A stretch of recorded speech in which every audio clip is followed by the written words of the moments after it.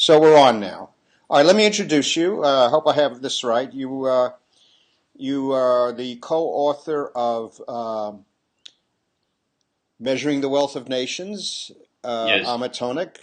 That's yeah, correct. Your co-author was Anwar Sheikh at the New School, correct?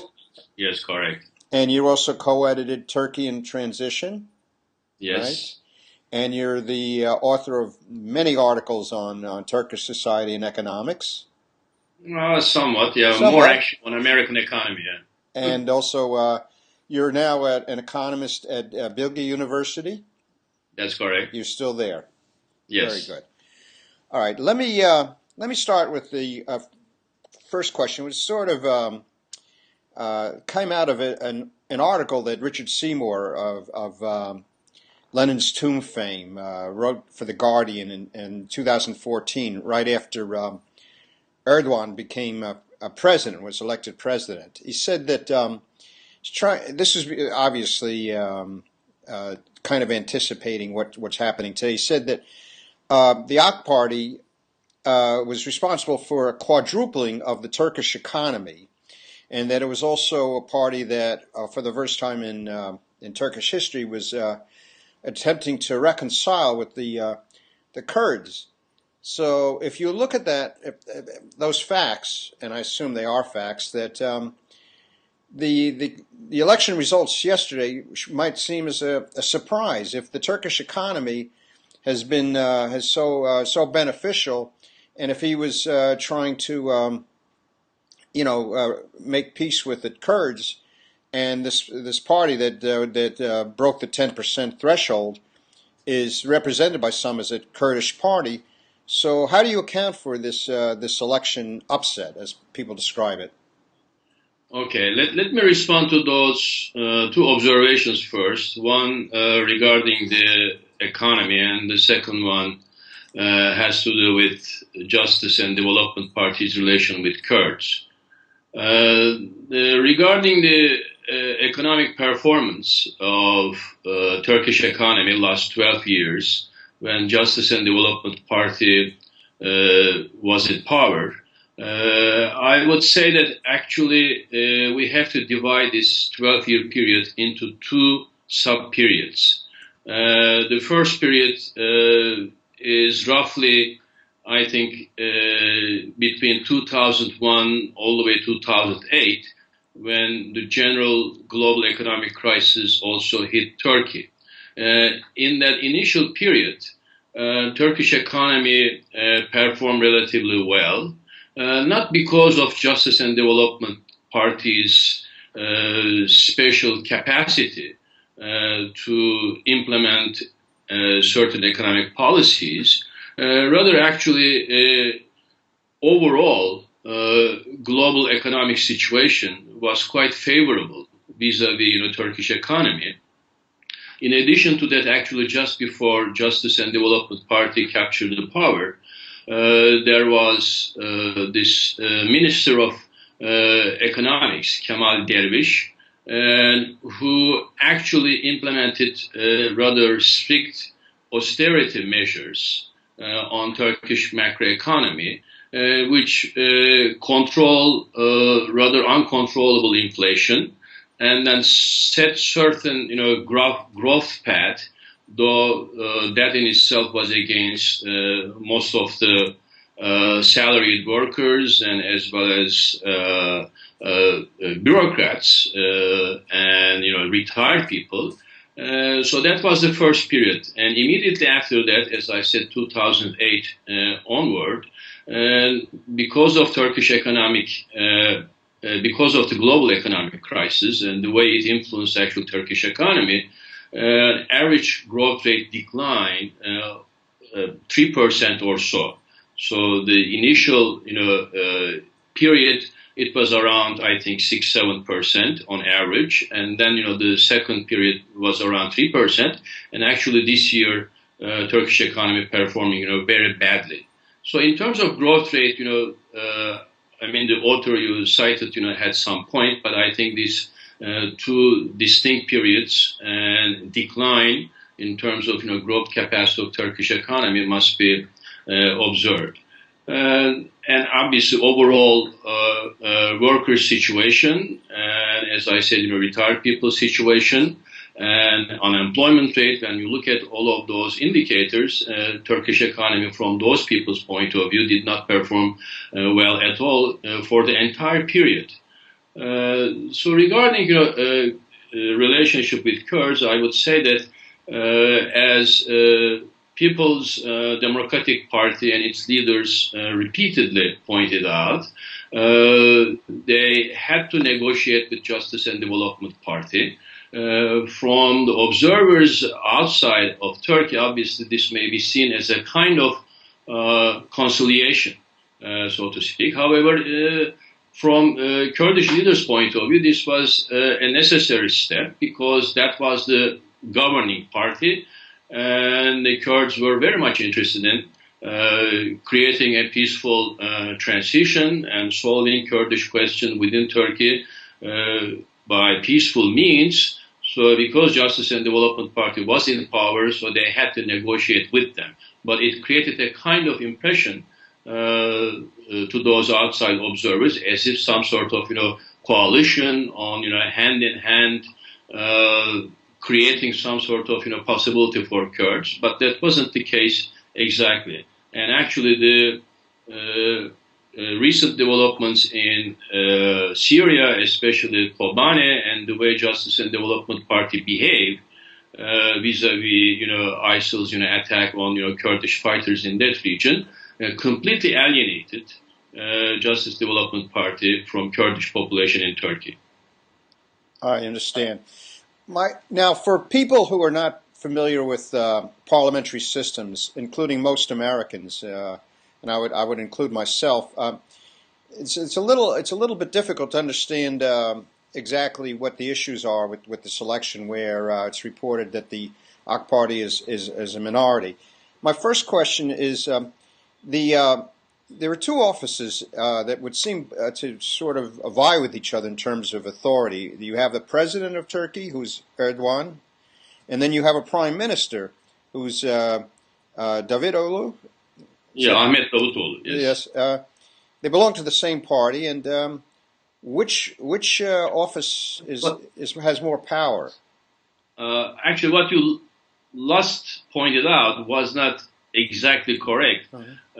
Technically speaking, according to current constitution, president does not belong to any political party, and he should be independent from any political party in the parliament. Given the fact that Tayyip Erdogan, who is the current president of Turkey, original founder of Justice and Development Party, and obviously he came from that party to get that position, I mean the presidency of Turkey, he is seen and he acted and behaved actually throughout this recent general election political campaign as if a member of that party, but that is in itself actually a violation of constitutional definition of independence of presidency in Turkey. I mean, that's one point. Let me actually start by first saying, what happened in the recent election. I mean, just to cite a couple of numbers and try to answer also your broader question in terms of institutions in Turkish political system, presidency on the one hand and the parliament on the other hand. The recent election, meaning basically last Sunday, produced, I think, a very interesting result for the following reasons. First, I think we have a big loser, which is Justice and Development Party, and we have a big winner. The loser, Justice and Development Party, is the one which actually controlled the government last 12 years, as I pointed out before. In the previous general election, which took place in 2011, this party had roughly 50% support from the electorate, and it had 327 members in the parliament, where the entire parliament consists of 550 members. So it had a substantial majority. And this election last Sunday, and that 50% support declined to 40%. And also membership in the parliament vis-à-vis Justice and Development Party declined from 327 members to 258 members. So 69 members less Justice and Development Party represented now in the parliament. And in terms of People's Democratic Party, I said as a big winner, in 2011 election, general election, this party was forced to run its candidates as an independent candidates because of this 10% threshold to be elected via a political party. But this time, it changed its policy and it decided to run in this election all of its candidates through the party itself, and it took a risk, and it aimed at exceeding this 10% threshold, and actually it did, and it captured 13% support, and 80 members in the parliament, whereas in 2011 they had only 35 members of the parliament. So it is so clearly, I think, the major winner in this election. And Nationalist Movement Party, which was a kind of fascist party, very nationalistic in Turkish political setting, increased its vote little bit from 13% to 16%. But in terms of number of members of the parliament, it got the same number, 80 members like People's Democratic Party. So that is, I think, symbolically meaningful, because this party always presented itself as the third major political power and party in the parliament. Now it is not. It has to share that title with People's Democratic Party, because that party has also 80 members in the parliament. Republican People's Party actually slightly declined in terms of its support from almost 26% to 25%. Excuse me, is that the Kemalist Party? Yes, it's a Kemalist and social democratic party. It claims itself and presents itself as a social democratic party. It is a formal member of Socialist International in Europe and globally actually. And it has now 132 members in the parliament, whereas in 2011 it had 135. So it lost 3 members in the parliament, and percentage-wise lost 1 percentage point vis-a-vis the previous general election. So that's the overall scene and the current situation. And according to our current constitution, actually, president's position is a symbolic position, given the fact that Erdogan himself, first time in Turkish political history, elected by general voting. And previously, all the presidents in Turkey were elected by the parliament. So Erdogan was the first president in that sense. So he claimed that he should have, more say and more participation, in decision making and everything, and actually attempted to change through a constitutional change the presidency to more or less a kind of executive presidency.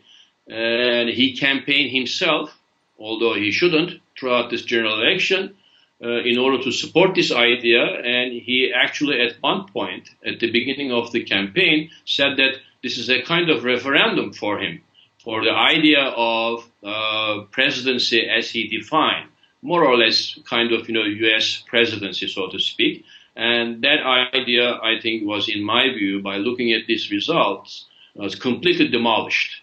Because now Justice and Development Party has no, I should say, does not have enough support in order to build government by itself. So therefore, we have all kinds of possibilities in terms of coalitionary government or minority government or some sort of political instability for a while, and then maybe early election. Ahmet, the reports have been that people voted, didn't vote for the AK Party the way they have in the past, because there was a fear that this new constitution would represent a move towards authoritarianism, if not dictatorship.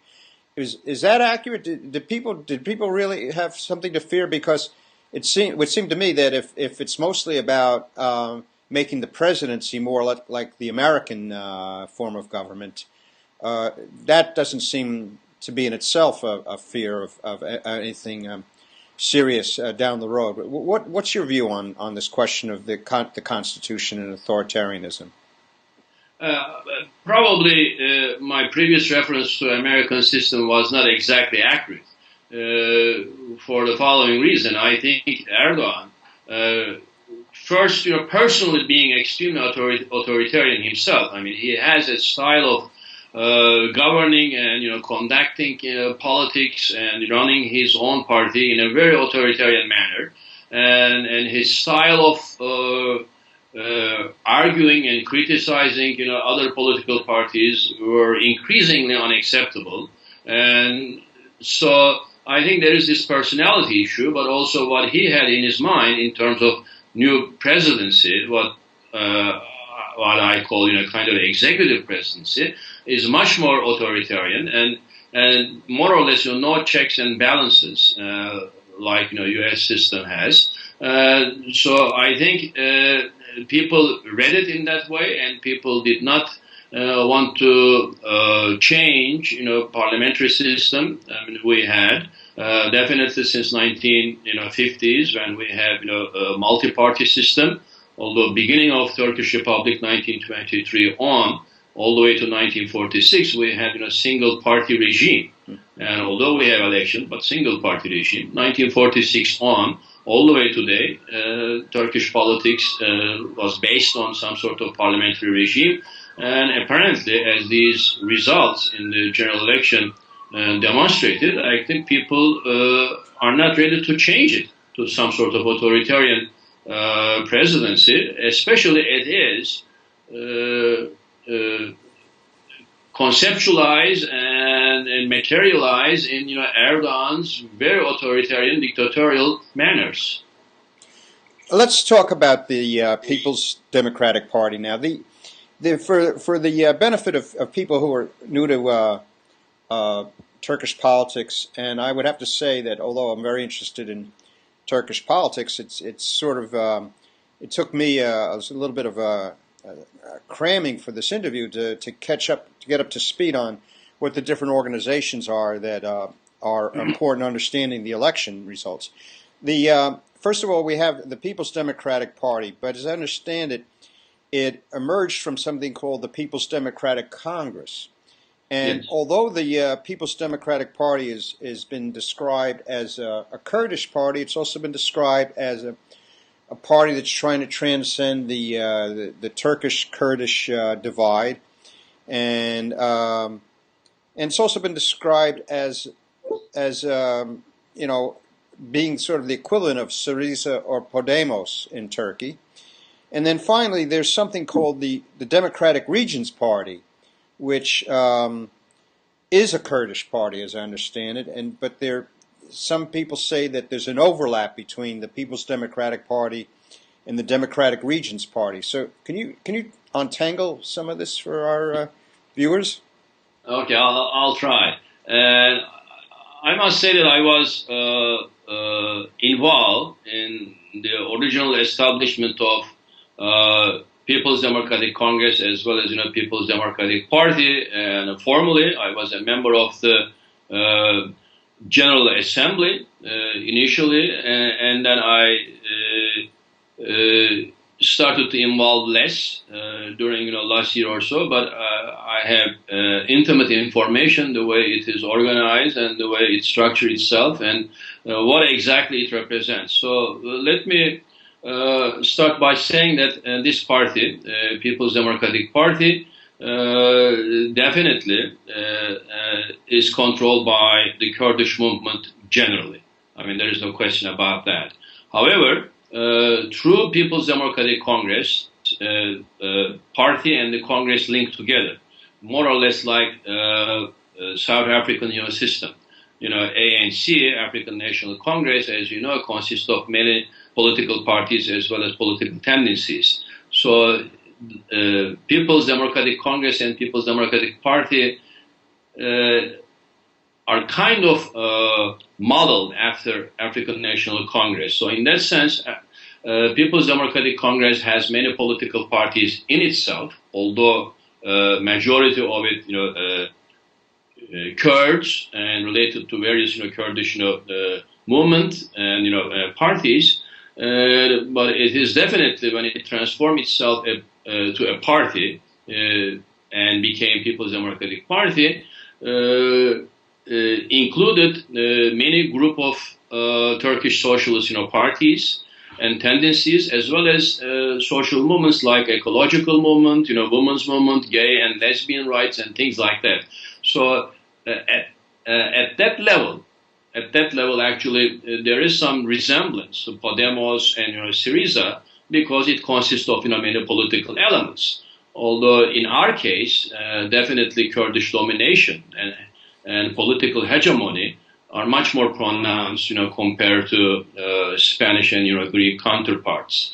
I should also say that People's Democratic Party is not a workers' party, and so people should not have any illusion about that. And it is not a classical bourgeois party either. It is basically a kind of leftist, very broadly defined umbrella organization along the lines of ANC in South Africa.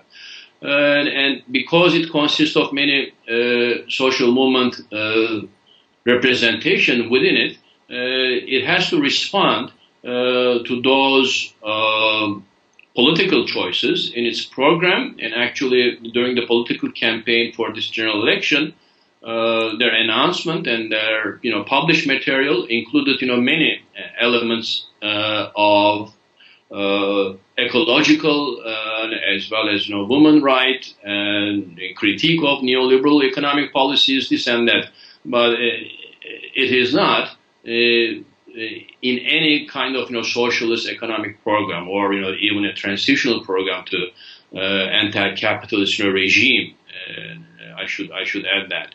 So it is a kind of creation of Turkish left politics, but definitely has Kurdish political domination in it. I mean, there is no question about it.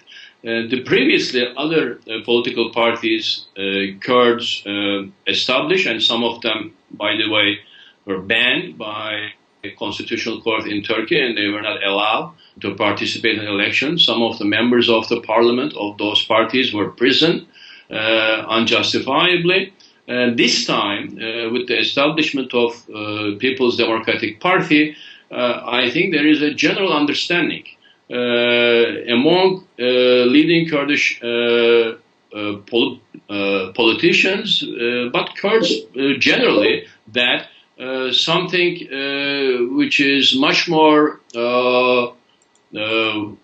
broad, including western part of Turkey, and then your Turkish leftists and other social movement representation needed. So with that kind of understanding and general understanding and broad understanding of creating an umbrella organization, gave the momentum to this party and probably explain actually part of the support that nobody anticipated actually a year ago.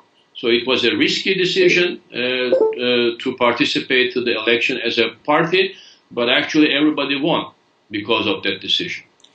Let me think. This will probably be the last question. I think this has been a very good interview, and it's answered a lot of my questions, and I'm sure questions that other people might have had. It has to do with an interview that Jacobin magazine conducted with a woman named Miral, who belongs to something called the Social Freedom Party, which is describes itself as Marxist-Leninist. And she said that they seem to welcome the emergence of the People's Democratic Party but she said that her group would not join it because she characterized it as a bourgeois party. And I think you may have described it that way as well. What I'm grappling with, and it has to do also with problems in Greece with a number of people on the traditional Marxist left either not belonging to Syriza or even going further and condemning it as being just a traditional sellout party of the middle class. I'm trying to get a handle on what would lead someone to describe the People's Democratic Party as bourgeois. Does it mean because it doesn't advocate socialist revolution? Is it because it doesn't think itself traditionally as being in the Leninist mold? What are the state of such groups like Social Freedom in Turkey now, and the emergence of a party like the People's Democratic Party that I would welcome something like that in the United States, frankly, because I'm involved in the project called North Star, which openly states it's trying to help bring about something like Syriza or Podemos in the United States. I can't speculate why and how that person or the party of hers classify People's Democratic Party as a bourgeois party. And I don't want to be misunderstood either. I did not call People's Democratic Party as a classic bourgeois party. And it is not a bourgeois party at all. As I said, it consists of many socialist tendencies and parties from Turkish left, as well as social movements, various social movements actually represented in it, as well as, and the majority of it, obviously, Kurdish freedom movement militants, and so come from that kind of history. So it is not a bourgeois party at all, in my view. And so I don't know why they call that way. The fact that it doesn't support explicitly socialist revolution, so the fact that it is not a workers' party as such, meaning that both in terms of political ideology, in terms of political strategy and activity, this party did not choose working class as the main basis of itself, and so it doesn't adopt working class ideology as Marxist-Leninist traditionally defined, and its policy definitely much broader and much more inclusive, so to speak. And so in that sense, at the level of appearance, there is some resemblance, with Syriza, as I said, but obviously it doesn't have the same support that, Syriza has, or for that matter, Podemos, has at this point in Greece and, Spain. So it is a party in formation. It is a party, I think, in its own, development, and depending upon the socialist participation and influence of its programmatic choices, it may become actually more lefty. It may become, more, socialist. It may build, some organic ties, with working class, in Turkey, compared to what so far it was able to do. And I personally think that actually this potentiality is very important because of the recent developments in working class activity in Turkey. I should point out that most people, especially in the West, follow Gezi event, but I'm not sure whether they are in tune in terms of recent working class developments during last month in Turkey, and thousands of metal workers partially occupied leading car factories, including Renault, Fiat, and Ford. and engage in wildcat, strike, and as I said, factory occupation activities, hundreds of thousands of workers, I should say, because later these metal workers were joined and supported other workers in other sectors throughout Turkish economy, and then most of them actually got what they originally intended to get by these kind of movements, which was a salary increase, substantial salary increase, and more important, actual freedom to choose their own union, because some of them, especially in the auto industry, were forced to join a trade union, which was a product of last military coup. It's a kind of gangster yellow union. So now these workers have right to resign from that union and to choose basically their own union as they wish. I think that was a major victory in terms of working class movement recently. And People's Democratic Party was interested in this movement, and it showed some support, but nobody claimed that, including obviously Turkish socialist-led parties, which were relatively small, have no direct control, have no direct organic ties. So I'm personally expecting and hoping that these kind of linkages would be established, and this connection recognized as a major step towards a broader leftist movement in Turkey. Thank you very much, Ahmet. This was really excellent. I appreciate it so much. Thank you. Sure. Take care. Bye-bye.